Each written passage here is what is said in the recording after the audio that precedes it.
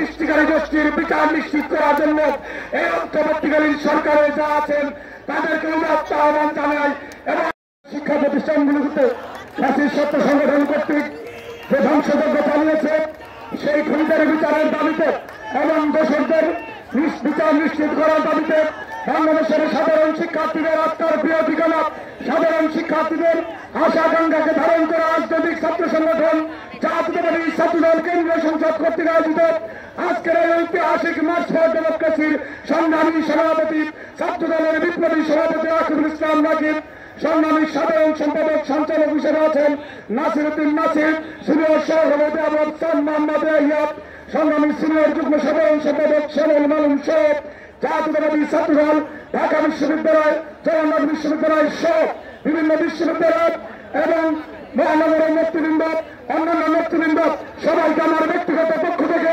বাংলাদেশের আগামী অনিবার্য নেতৃত্ব যারা তারেক রহমানের পক্ষ থেকে সংগ্রামী অভিনন্দন এবং শুভেচ্ছা।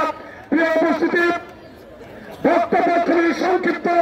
আমরা দেখেছি 5ই আগস্ট পরবর্তী সময়ে আমরা দেখেছি বিপ্লবের স্টেক হোল্ডার নামে বিভিন্ন সময় বিভিন্ন বয়ান তৈরি করা হয়, কিন্তু সন্ত্রাসী ছাত্র সংগঠন ছাত্রলীগের বিচার নিয়ে কোন বয়ান আমরা নব্যদের কাছ থেকে দেখতে পাই না।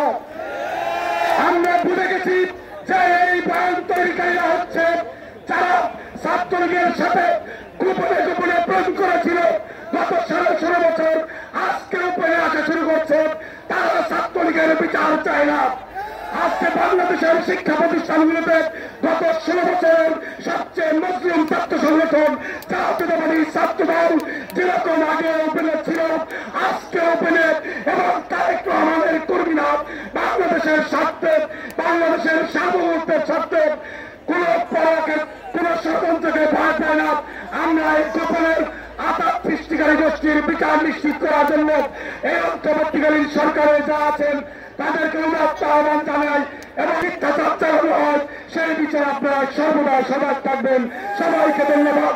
জাতীয়তাবাদী ছাত্রদল জিন্দাবাদ, বাংলাদেশের আপসীন দেশনেত্রী বেগম খালেদা জিয়া জিন্দাবাদ, বাংলাদেশের স্বাধীনতা সার্বভৌমত্বের অতন্ত্র প্রহরী বিএনপির প্রতিষ্ঠাতা শহীদ রাষ্ট্রপতি জিয়া রহমান বীর উত্তম অমর হোক।